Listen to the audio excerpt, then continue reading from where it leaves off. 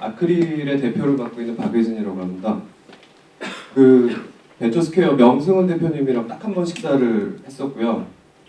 저희 회사가 무슨 일 하냐고 여쭤보셔서 뭐 감성 컴퓨팅 관련된 일을 한다고 설명을 한참 드렸는데 모르시겠다고 하시더라고요. 그래서 아마 진승현 팀장님도 저한테 좀 어떤 거 하는지 좀 알려주세요 뭐 이런 발표 자리가 될 것 같아요.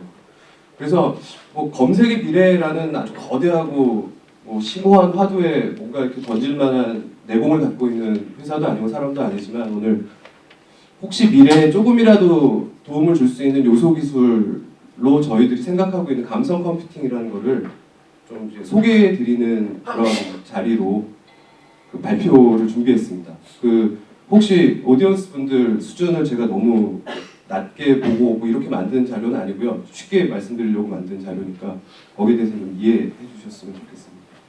그래서 마음으로만 대화할 것은 저희 회사의 비전이기도 합니다. 그럼 시작하겠습니다. 그러니까 아주 옛날에 어떤 마을이 있었습니다. 그 마을에 사람들이 살고 있는데 친한 친구 4명이 살고 있어요. 거기에 이제 친구들을 소개하자면 아주 감성적인 일수기가 있고 여린 척하지 않는 하지만 감성적인 이도리도 있고 무뚝뚝한 오시기도 있고 재밌지만 아주 자기 중심적인 삼순이도 살고 있습니다. 그리고 이 마을에는 편지를 배달해 주시는 그 문체부 아저씨가 있어요. SMS로 써있군요. 그 문체부 아저씨가 그 나이가 많이 드셨는데 쉬셔야 될 때가 됐어요. 그래서 새로운 분이 오셨는데 그분이 이제 아줌맘이십니다. 맘은 저희 회사의 엔진 이름이기도 해요. 그래서 어느 날 일수기가 이제 파티를 열고 싶어서 친구들한테 편지를 보냈습니다. 그래서 이돌이랑 삼순이는 뭐 자기들의 성격을 대변하는 어떤 말들을 써서 파티에 꼭 가겠다고 답장을 보냈어요. 근데 그 우리의 오식이 많이 아픕니다. 많이 아파서 갈 수가 없어요. 근데 성격이 저러니까 저렇게 보냈습니다. 못 간다 이상 끝. 보냈습니다. 일숙이에 화납니다. 일숙이 화나고 오식이가 자기를 싫어한다고 생각하게 됩니다. 그래서 오식이한테 그 RT를 날리죠. 파티 왜 안 왔니? 하지만 우리 좋았다. 뭐 이런 그 글을 남기고 이 편지를 보냅니다. 오식이는 내 마음은 그런 게 아닌데 괴로워하기 시작합니다. 그때 이제 아줌마이 오십니다. 그래서 무슨 고민이 있느냐? 그랬더니 오식이가 내 마음은 그런 게 아닌데 라고 얘기를 합니다. 그랬더니 이 아줌마이 그 어떤 마법을 가지고 계셔서 어떤 편지지를 하나 주십니다. 여기다가 편지를 써봐라. 아마 네 마음이 아마 좀 나타나는 어떤 그런 마법의 편지지다 라고 얘기를 해줍니다. 그래서 오식이가 편지를 일숙이한테 보냅니다. 파티 좋았다고 들었다. 물론 이제 자기의 어떤 캐릭터를 유지한 채 글을 씁니다. 내가 잘못했다. 날이 춥다. 이상 끝. 뭐 이런 식으로 이제 보내게 됩니다. 근데 이 요술 편지지 오식이 마음을 읽어냅니다. 그리고 이제 반응을 시작하게 됩니다. 편지지에서 막 빛이 나죠.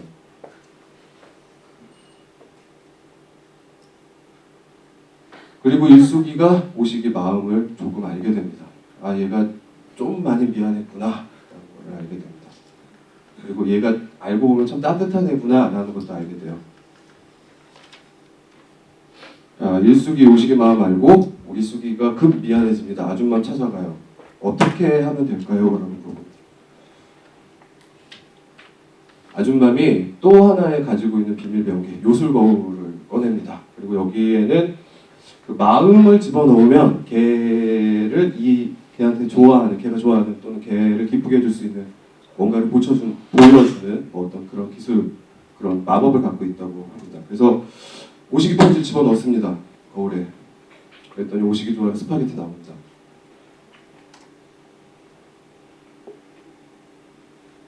일숙이 정성껏 만듭니다. 그리고 오식이한테 대접해줘요. 오식이 풀립니다. 급 기분 좋아집니다. 둘 친해져요. 친해지는 거 나머지 두 친구 봤습니다. 그래서 이도리도 재빨리 편지 씁니다. 삼순이한테. 너 옛날에 나 놀린 거 잊어버렸다. 편지 씁니다. 편지 빛나요. 삼순이 이도리한테 써야 되는데 자기 중심적 자기 스스로한테 편지 보내봅니다. 요즘에 나는 어떤가. 그리고 두 편지 들고 아줌마 찾아갑니다. 거울 봤더니 삼순이 편지 넣었더니 자기가 원하는 거 장갑이었다 요즘에. 뭐 이런 결과 나옵니다. 저 소식을 듣고 저 마을 사람들 전부 다 저 편지지로 서로에게 편지를 보내기 시작합니다. 아줌마이 그 편지를 받아다가 마을 입구에 있는 트리에다가 걸어놓습니다. 그랬더니 이 마을에 있는 사람들이 서로가 서로를 어떻게 생각하는지 편지지에서 반짝반짝 빛이 나면서 모두 다 알게 되었습니다. 그래서 그걸 보고 슬퍼하는 친구가 누군지 알게 되고 그 친구한테 가서 노래를 불러주면서 위로를 해줍니다. 그리고 기뻐하는 친구가 누군지도 알게 됩니다. 그리고 그 친구한테 가가지고 같이 축하해줍니다. 아름다운 마을로 다시 태어나죠. 이 마을의 이름을 감성마을이라고 저희는 부릅니다. 여러분들은 여기 나오는 마법을 몇 가지 보셨습니다.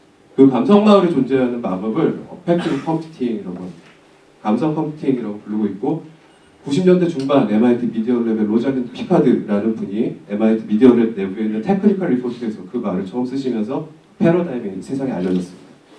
그래서 적혀 있는 대로 뭐 글씨가 조그맣긴 하지만 감성과 관련된 일에 대한 처리 능력, 그 컴퓨터한테 부여하는 성분을 어펙티브 컴퓨팅이라고 부르고 우리나라 말로 굳이 바꾸자면 감성 컴퓨팅이라고 부릅니다. 국내 지경부에서는 감성 ICT라는 말을 많이 사용하고 있는 것 같습니다. 그래서 감성 컴퓨팅이 풀려는 문제는 좀 전에 마을에서 일어난 일들을 보여드렸지만 그 소통과 이해입니다. 그래서 그걸 통해 가지고 커뮤니케이션을 좀 더 인리치하게 만드는 것, 그것이 이제 감성 컴퓨팅이 지향하는 바입니다. 그 굉장히 재미있는 과학적 근거가 있는데 여러분들 어떻게 생각하실지 모르겠지만 보면 이제 굉장히 감성적인 사람이 있고 굉장히 메마른 사람이 있습니다. 1순위 같은 사람도 있고 5시기 같은 사람. 어떤 사람이 더 그 로지컬한 디시전 메이킹을 잘할 수 있느냐를 서베이를 해봤는데 아주 그 놀랍게도 어느 정도의 감성을 보유한 사람이 훨씬 더 디시전 메이킹에서 논리성을 보이고 있다라는 근거가 나오고 이건 바로 이제 카를로스 융이 얘기했던 지성과 감성의 어떤 그 평형 상태가 이루어졌을 때 멘탈이 가장 그 완벽하다라고 이제 주장한 바와도 일맥상통이 되는 거죠. 그래서 여기 적혀 있는 말이 Too little emotion can impair decision making 이런 말이 있습니다. 메마른 사람 일 잘 못한다는 거죠. 그래서 컴퓨터가 뭐 아까도 뭐 아티피셜 인텔리전스 얘기 나왔는데 인공지능이 좀 더 강하게 업그레이드 되기 위해서는 컴퓨터한테 지능 위에 감성을 알려줘야 된다는 거고 아티피셜 인텔리전스가 좀 더 강화된 형태가 있는 이모셔널 인텔리전스다 라고 이건 이미 외국에서도 연구가 되고 있는 분야입니다. 그래서 이제 감성 컴퓨팅 여러 분야에 있습니다. 인식하는 부분도 있고 표현하는 부분도 있고 뭐 정보를 조직화하는 부분도 있을 건데 아마 제일 중요한 게 아마 감성을 인식하는 부분일 것 같습니다. 저는 요즘 편지지 같은 거죠.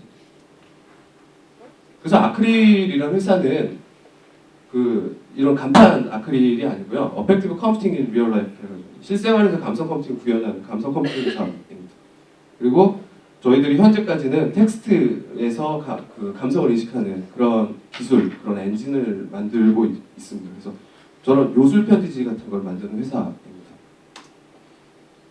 그래서 뭐 무슨 텔레콤 뭐 이런 데랑 저는 서비스를 공동으로 개발을 하고 있는 상황이고요.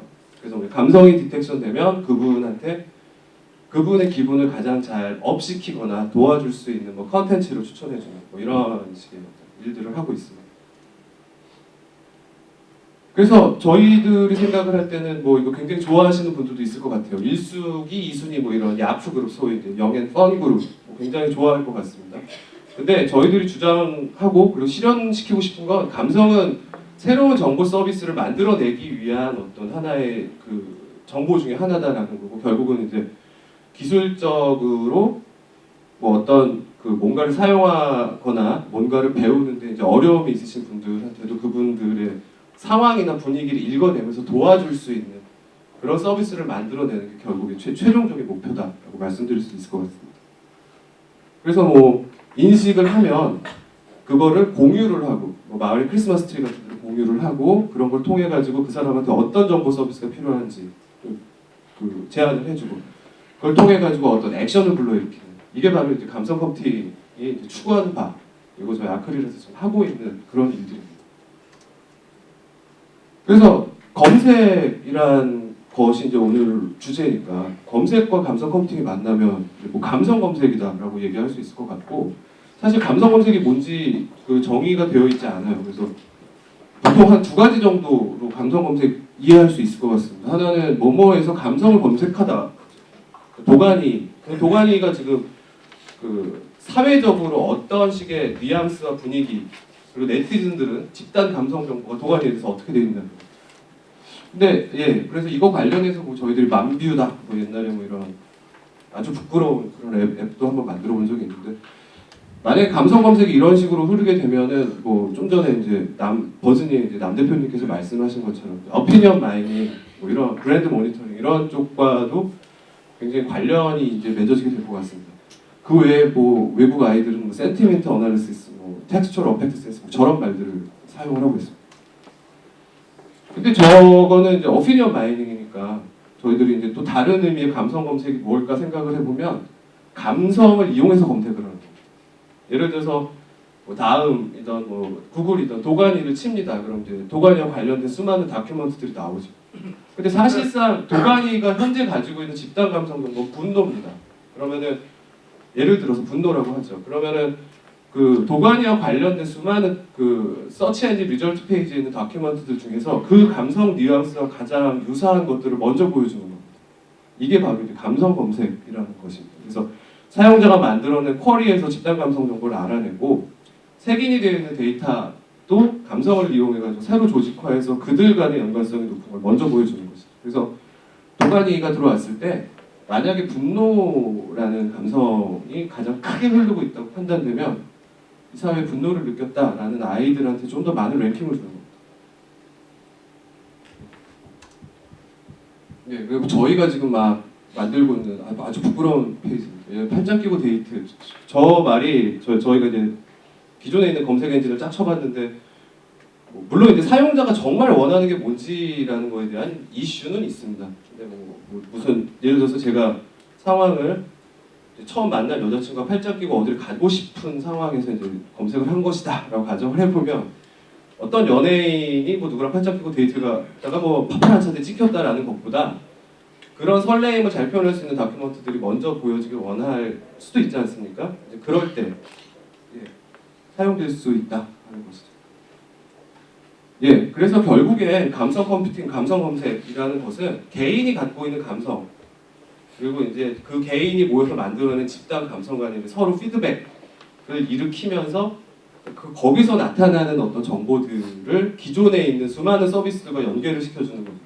그게 증강현실일 수도 있고 의견 검색일 수도 있고 아니면 그 어떤 검색일 수도 있습니다. 그래서 감성 컴퓨팅은 툴입니다. 좀 더 그 좋은 정보를 주고 노이즈와 정보를 구분해주는 어떤 수많은 도움을 줄 수 있는 요소 기술 중에 하나이고 저희는 저런 감성 정보라는 것이 검색의 미래에도 컨트리뷰트 할 수 있을 것이다라는 어떤 믿음을 갖고 있고 그게 아마 여기서 발표를 하게 된 이유가 된 것 같습니다. 예, 그래서 발표 다 드렸고요. 저희는 전 세계 모든 정보를 감성을 중심으로 조직화한 세계를 꿈꾸는 회사이고 절대로 그 간판 아크릴이 아니다라는 얘기를 다시 드리면서 발표를 마치겠습니다. 경청해 주셔서 감사합니다. 네. 스티브 잡스를 보는 것 같았습니다. 정말 감성적이시네요. 근데 저는 이 감성 이 발표자 들으면서 머릿속이 떠나지 않았습니다. 여러분도 그런 생각 안 해보시는지 모르겠습니다. 1순위, 2식위, 3순위, 뭐 5식이죠? 4식위가 아니라 그것도 이 감성과 관련돼 있는 겁니까? 제가 40대이기 때문에 그 4라는 말을 쓰고 싶진 않았습니다. 이런 걸 잘 검색해 주실 것 같습니다. 일단 제가 트위터를 쭉 살펴봤는데요. 트위터에는 질문은 안 해주시고 이렇게 칭찬을 많이 해주셨습니다. 이 그의 수준을 딱 맞춘 멋진 강의였다. 이런 의사도 있으셨고. 트위터 분들한테도 죄송하다는 말씀. 아마 아니 오늘 발표 여기 오신 분 중에 이렇게 말씀을 해주셨고요. 일단 발표 들었는데 궁금하신 점이 있으시면 일단 손을 들어서 일단 질문을 해주시죠. 주제가 굉장히 흥미로운데 실제로 저희가 지금 진행하고 계시는 감성 컴퓨팅은 경험할 수 있는 어떤 채널이 어떤 게 있는지 좀 궁금한데요. 채널이요? 저희 회사로 오시면 제일 빠르고요. 농담입니다. 농담. 내년 2Q랑 3Q의 서비스가 오픈이 될 것 같습니다. 어떤 식의 서비스인지 좀 소개 좀 부탁드려도 될까요? 그러니까 어떻게 근데 제가 뭐 아까 그 버즈니 대표님도 말씀하셨지만 그 서비스를 같이 개발하는 쪽에 그 허락을 받고 발표를 하는 게 아니어서 정보를 공개함에 있어 제약이 있는 점에 대해서 미리 양해를 드리고 아마 이 통사에서 뭐 폰북이나 SMS 쪽에 감성이 추가가 된 뭐 그런 종류의 서비스들이 아마 오픈이 될지도 모르겠습니다. 그래서 제 지인들 중에서 제가 관심 있는 사람들이 현재 기분 상태가 어떤지 뭐 이런 거 실시간으로 알려준다든지. 예, 방금 트위터에도 올라온 내용이었는데 제가 놓치고 있어서 직접 아마 손드셔서 질문하셨나 봅니다. 마지막으로 한 분만 더 질문 받겠습니다. 예.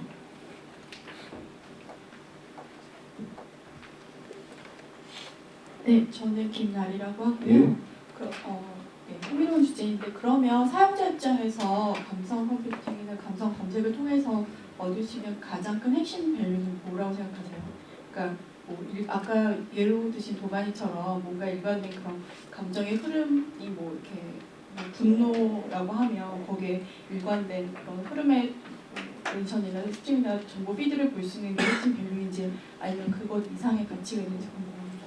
일단 좀 철학적으로 말씀을 드리면 지금 저희들 빅데이터 시대를 살고 있고 이 중에 저한테 이제 relevant한 정보가 있고 아닌 정보가 있고 그런 정보들이 너무 많기 때문에 힘든 시대에 살고 있죠. 그러니까 그런 렐러번스를 정할 수 있는 어떤 임계치를 만들어내는 기준이 굉장히 많을 텐데요. 그 중에 하나인 거고 그걸로 나한테 노이즈가 아닌 녀석들을 걸러낼 수 있는 기회를 제공한다라는 게 저희들은 밸류라고 생각을 하거든요. 그걸 이용해서 이제 여러 가지 정보 서비스들이 이제 출발할 수 있는 거죠. 예. 일단 아크릴 대표님 발표는 여기서 마치고요. 일단 큰 박수로